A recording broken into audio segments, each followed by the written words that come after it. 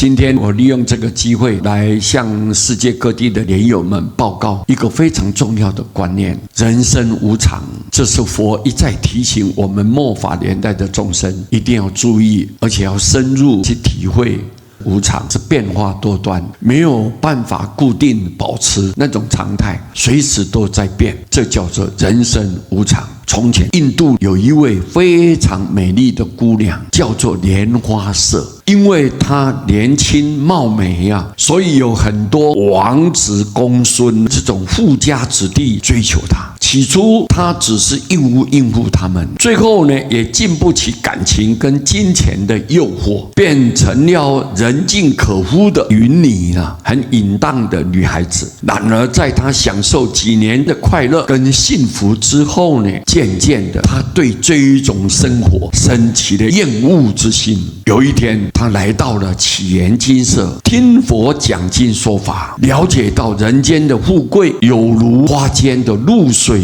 一样，世上的幸福快乐转眼就消失了，所带来的罪恶却永远跟随在我们的身边，牵引着我们去地狱，或出生为恶鬼，或做畜生去还债了，痛苦轮回不息啊！莲花色回家以后，反复思维了好几天，也许是他累世的善根成熟了，因此他想出家，以解脱凡尘的困扰啊。于是他将俗事料理完毕以后，简单带了一些日常用的东西，便前往祇园精舍出家了。在半路上，因为口渴啊，就到水边找一些饮水来止渴。当他看到水面浮着自己美丽的容貌，他心里想，自己还这么年轻，又有美丽的容貌，去出家实在太可惜了，不如再过几年幸福的生活，再去出家也不迟啊。因此他就犹豫起来了。这个时候刚好有一位比他年轻美丽的姑娘经过，来到他身边，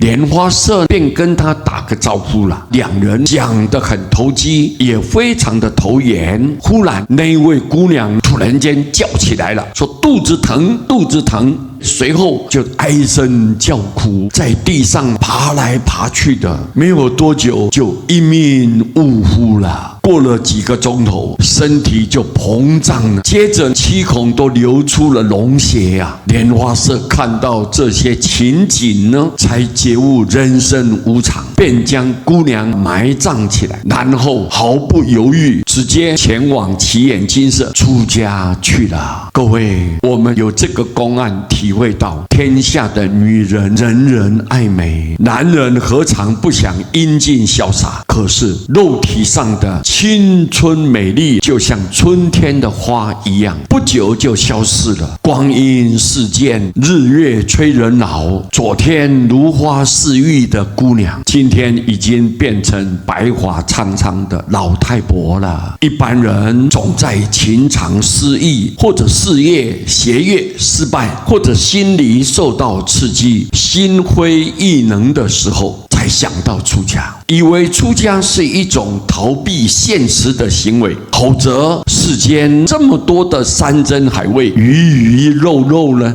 你不去吃，却吃那些清淡无味的青菜豆腐，人间恩恩爱爱的天伦之乐，你不去享受，却跑到庙里面去过那种冷冷淡淡、青灯沐鱼的日子，不然就认为是社会的落伍者，或者是老人家没有事可做了，跑到庙里面去过着安闲的日子。这些都是世间人对出家一种严重的误会。古德告诉我们，出家乃是大丈夫的事情，不是将相所能为啊！一个认真的修行人是世间的珍宝啊，永远是最令人感动的。他要实践佛陀的教法，以戒法来庄严身口意，并且要读经、拜佛、念佛，要持咒、打坐，要禅修，要做悟啊，乃至于弘法利生，每一项都要学习啊，这都不是一触可及的啊。技术的学习可能比较容易了，而要依止佛法的正见来安顿自己的身心，就不是3-2天的功夫可以完成的。出家受戒修行，便是僧宝对佛法的传灯接棒，最主要的目的是要让三宝永远留在世间。所以我经常告诉所有出家僧人，要以佛教光大为目标，以佛教的兴衰为己任。佛教一定要发扬光大，里头的内容对众生帮助太多了，让大家建立一个正确的知见，了解因果，了解前世今生，我们还有来世哦，善有善报，恶有恶报，这些都是在经典里面详细的记载。佛陀用他圆满的智慧告诉我们一切众生，原来出家是这么可贵的。一个家庭有一个人出家，9显7足皆升天。出家的功德力是这么殊胜，这么伟大，能够庇应到所有你的家族。所以我们应该要很慎重的、恭敬的来看待出家这一件事情。希望不要因为出家而去跟众生结恶缘，做一些对佛教伤害的事情。这一点我们应该要谨记在心。南无阿弥陀佛。